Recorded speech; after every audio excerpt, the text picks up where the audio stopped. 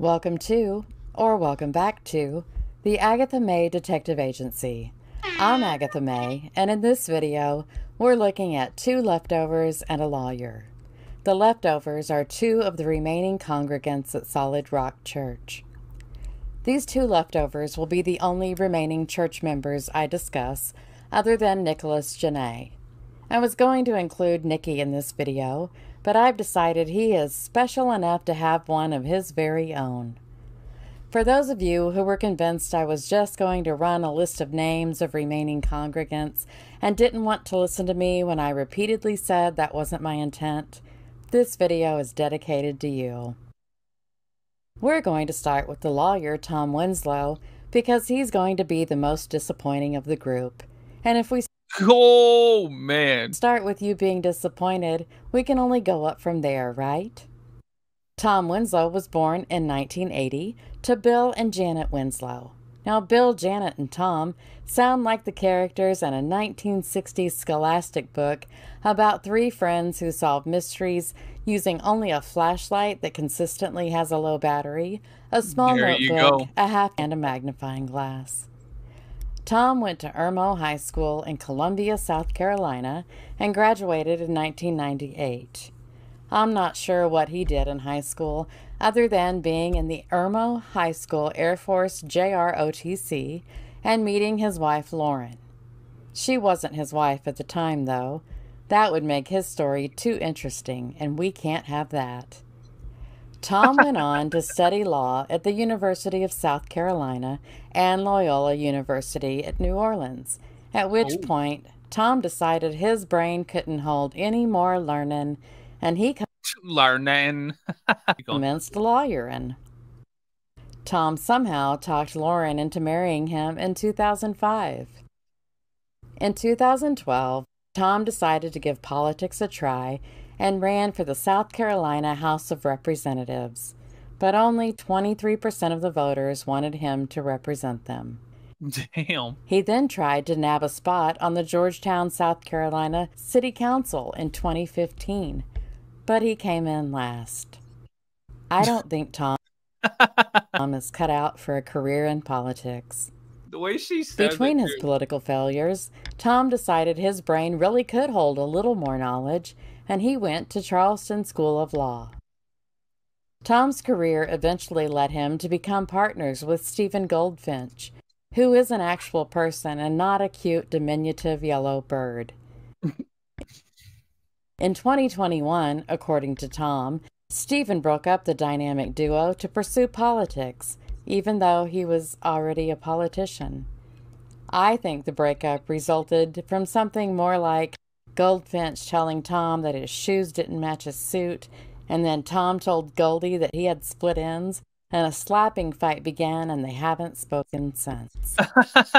So Tom is practicing law sans the little yellow bird, and some friends of his invited him to Solid Rock Church. I'd start rethinking my choice of friends at that point.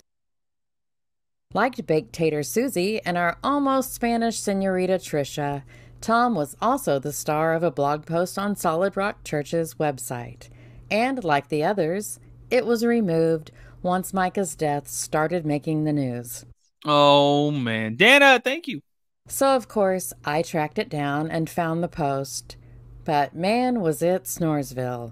Seriously.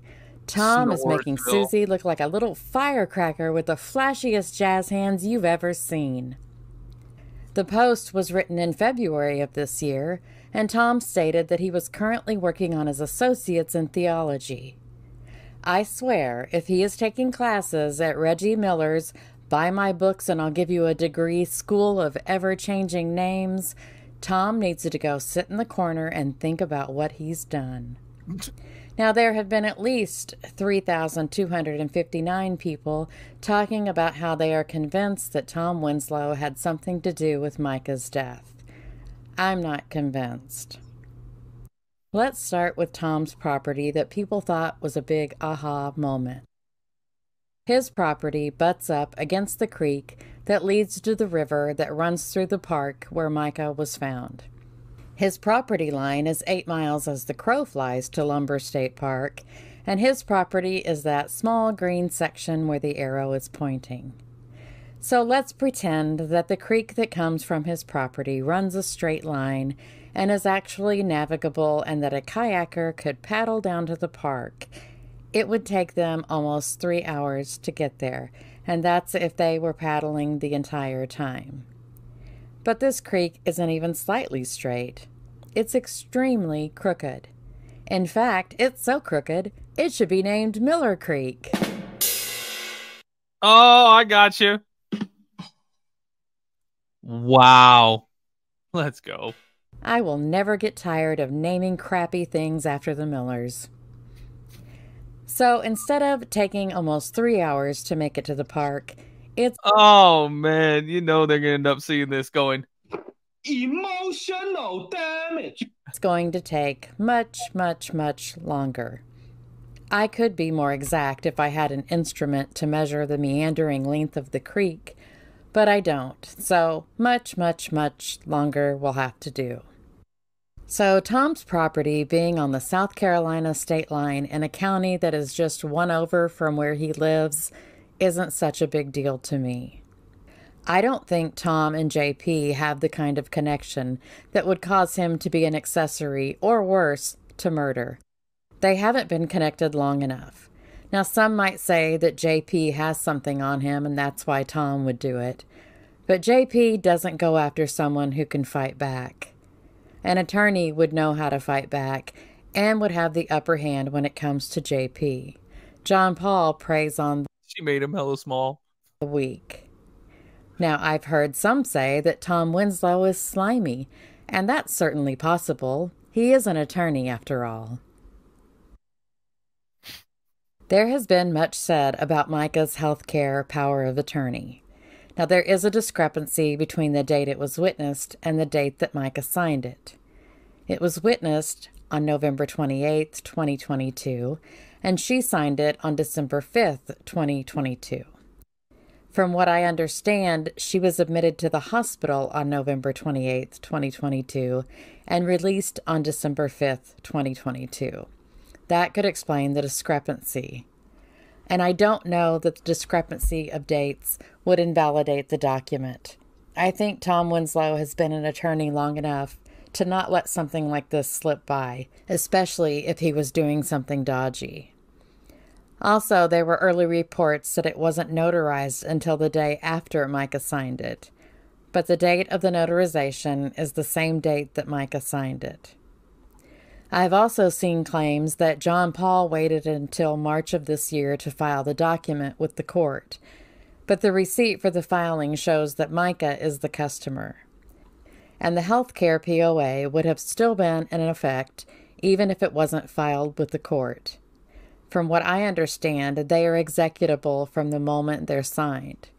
My opinion is that Mica filed it because it states that if she and John Paul are divorced or are separated, the power of attorney is null and void and would revert to the alternate agent, who was her brother. I have discovered that Regina Ward, the attorney representing Mica's family, served Tom Winslow with papers of some kind on the 8th of this month. It will be interesting to see what that's about, but I think it's more than likely about John Paul's finances. Ooh. There is one interesting thing, though, about Tom. He wrote a children's book titled Firefly Forest. It looks to be as scintillating as Tom is. The most fascinating thing surrounding him authoring a book, and possibly the most fascinating thing about Tom, is that in the About the Author section, Tom wrote that he is a together with a capital T. A together. Is this a reference to something in the book? Is it some weird way to say he's in a relationship? Is it a term coined by the same kooky couples counselor that taught Gwyneth Paltrow the term uncoupling as a euphemism for divorce? Can you tell how tragically unhip I am when I have to reference Gwyneth Paltrow events from a decade ago? Like Susie Skinner using the term we, did Tom absorb a twin in the womb and that's why he refers to himself as a together? Why do all these people refer to themselves in plural? Does anyone know what a together means? is Tom an alien? Well, that's enough of that. She said it's Tom an alien. Put him in a damn spaceship. Agatha, please come join this live stream right now. Bruh. Please. I need you in here. Let's keep going. Speaking of kooky, in 1957, the word kooky made its debut in print for the first time ever. And 1957 was coincidentally the year that Robert the Waterboy Lochel made his debut into the world. Now, I've heard people pronouncing his last name Lochel, but I think the correct pronunciation should be Lochel. It doesn't really matter because I'm just going to call him Variations of Bob. For those who don't know, Variations of Bob. Bob is one of the remaining Solid Rock Church congregants. Oh. Now, his arrival into the world in 1957 made his parents, Frank and Florence, at least marginally proud. Frank and Florence's first son was named Marginally proud. He needs some milk. Frank, and I'm heavily disappointed that they didn't name Bobby something like Flamingo or Frittata or Funyun, just to keep with the F-name theme. Funyun. Fun fact, Robert's middle name is Wayne. Viewer Liz H. 1988 commented on one of Reggie's videos about how many murderers had the middle name Wayne. I looked it up, and it's quite extensive, and this isn't even the full list. Now, I'm not in any way insinuating that Bobby is a murderer, just that he shares a common middle name with a lot of them. As a child, Bobby was in the Boy Scouts in Penwyn, Pennsylvania, and I don't know how well he learned to tie a double-sheet bend knot, but he definitely got the hang of using a sprinkler as an implement to commit assault and battery. I didn't even know they taught that in the Scouts. Bob attended several schools in Pennsylvania, including Lower Merion High School, Delaware County Christian School, and Harriton High School. He then studied at the Art Institute of Philadelphia. Now, I don't know if he had to attend 3 high schools because his family moved that much, or if he was getting into trouble, or maybe it just took him so long to finish high school he needed variety. Speaking of education, Bobby's brother Frank seems to have gotten the brains in the family. He died in 2021 but held numerous patents for things I know nothing about. Things such as an aqueous binder comprising reaction products of itaconic acid. Well, sure, Frank. Bob and Frank also have a sister.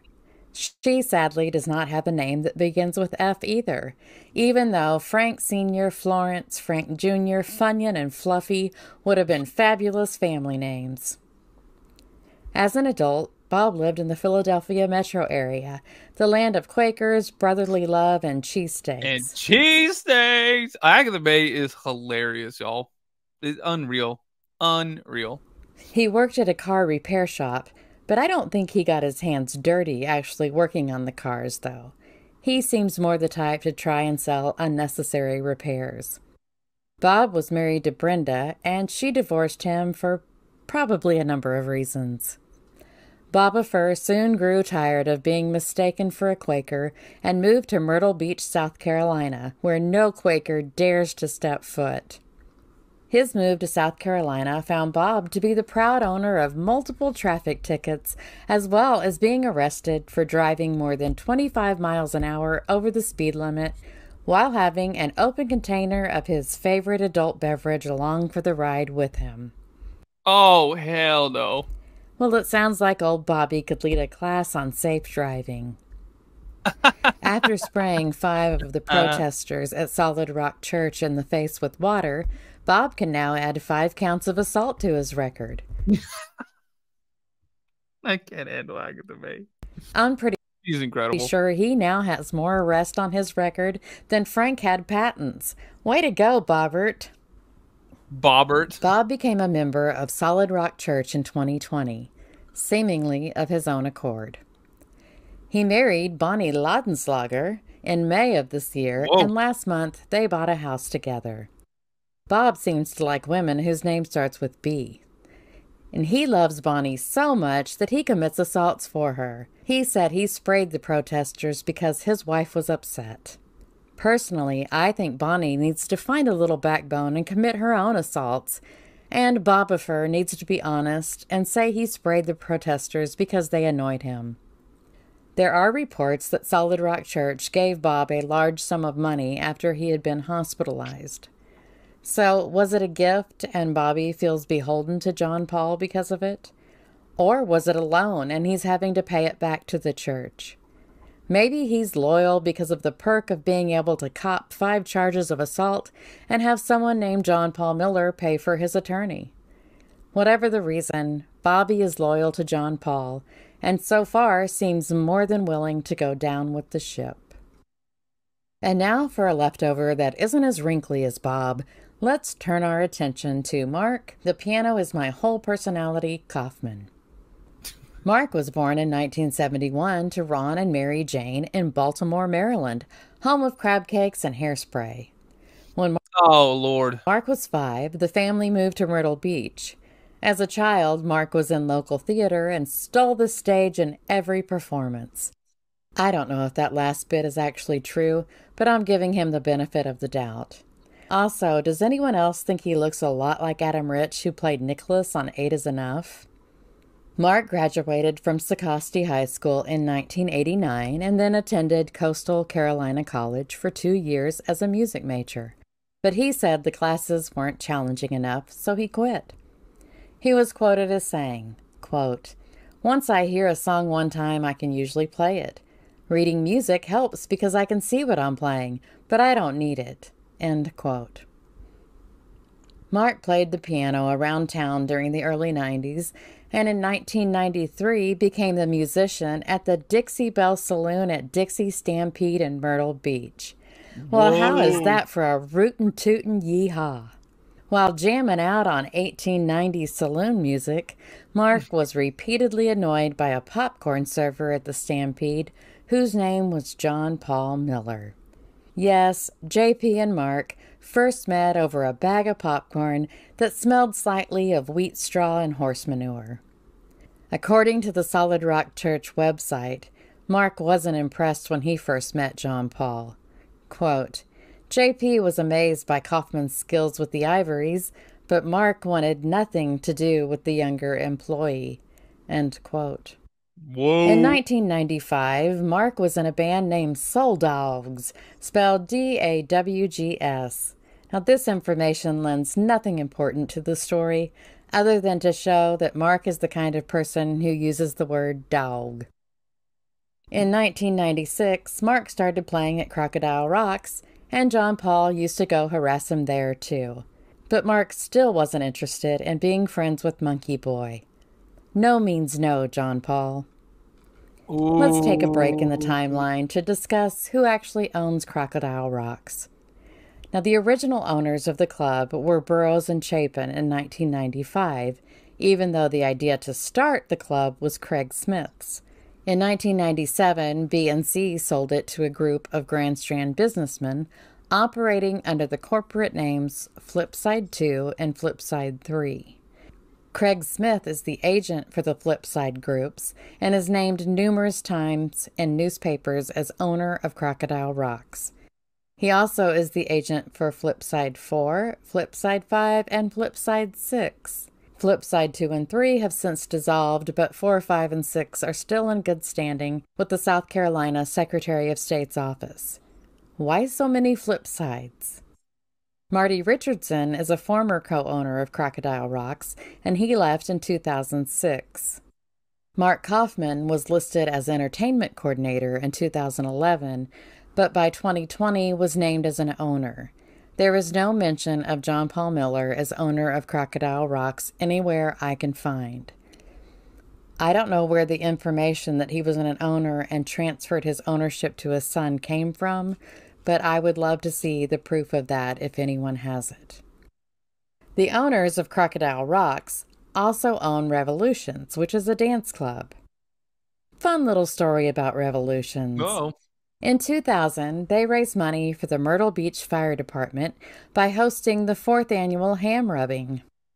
The fire department politely declined the donation when they discovered that the ham rubbing was a private party where partygoers were invited to dance while hams were rubbed on their bare chest.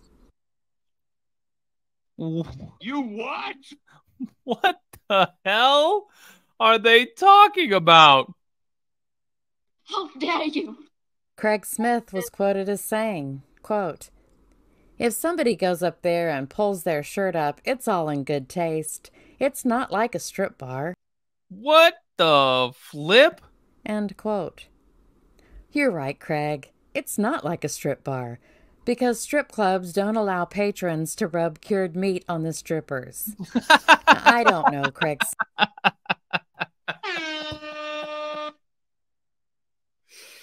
Oh, Agatha May Smith. But the fact that he thinks people rubbing ham on other people's bare chest is in good taste tells me everything I need to know about him. And for the love of all things holy, why is a ham rubbing even a thing? For starters, ham has a lot of salt in it, and that can't be good for the nips. Not to mention the fact that I never want to see a ham rubbed on anyone's chest, even if they're particularly perky. But I definitely don't want to see one rubbed on some old saggy man boobs. This is who Mark Kaufman chose to go into business with on purpose. Wow. Let's continue our break in the timeline and talk about Mark's The fireman literally said, "Nah, we good." love life for a minute. Like Bobbert marrying women whose name starts with B, Mark loves the ladies whose names start with a K sound. Maybe he's just crazy about alliteration and insists on the K for Kaufman. His first wife, Courtney, was only 4 years his junior. They divorced in 2006, Angie, thank you. and in 2009, Mark had a son with Carrie, who wasn't his wife and was 12 years his junior. Ooh. Mark's second wife, Caitlin, was 23 years his junior. They're now divorced, Oh. and Mark is waiting for his next wife, probably named Cotillion or Catamaran, to turn 18 so they can get married. Back to the timeline. Now, we veered off when Mark began playing at Crocodile Rocks in '96, and Monkey Boy was stalking him.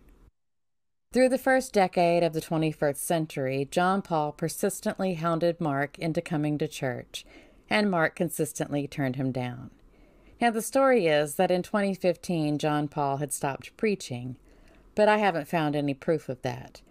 I think it's just a story John Paul uses to explain why a large portion of his congregation left after he and Allison's divorce, because that sounds better than saying that congregants left because they found out he was having inappropriate interactions with underage girls who attended his church.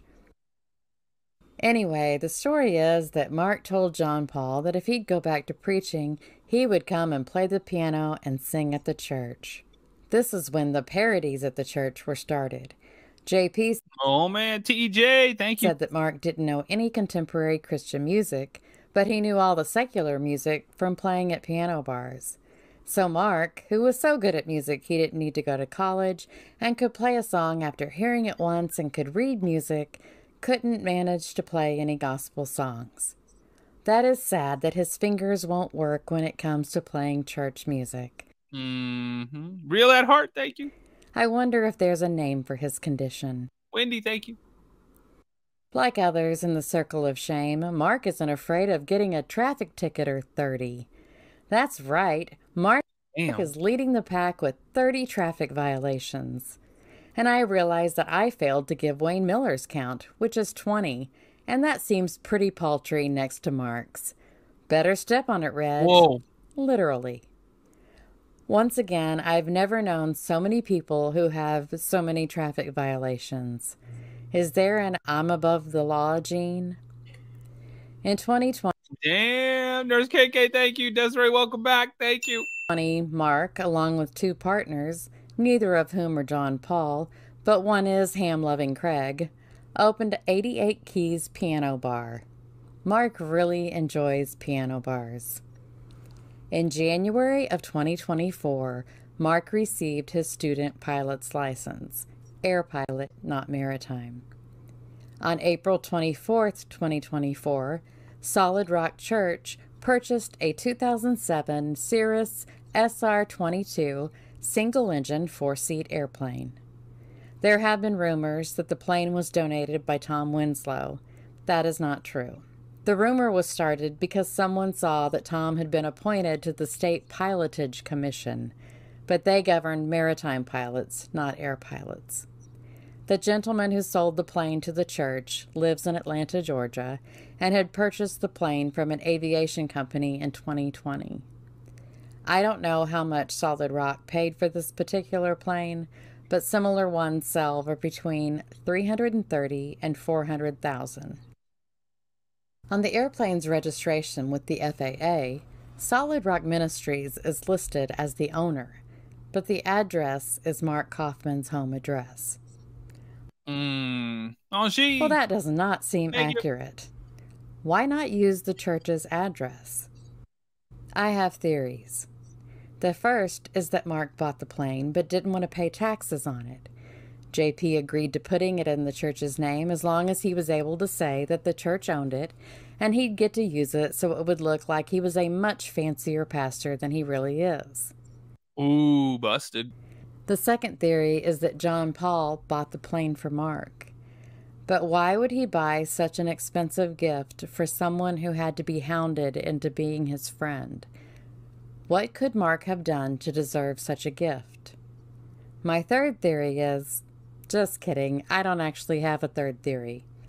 Does anyone have any alternate theories as to why the church's plane is registered under Mark's home address?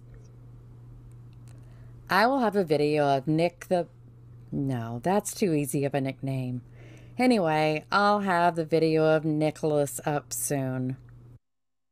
Oh my God. I have no first-hand knowledge of Tom Winslow or Mark Kaufman being investigated for any crime. Robert Lochel is going to court in August for the assault charges. I don't know of any other charges or any investigations where he is a person of interest. They are all innocent until proven guilty, even though Bobby is on video and has already admitted to the police that he sprayed the protesters. Thank you so much for watching. Please like, comment, and share as this will help my channel grow.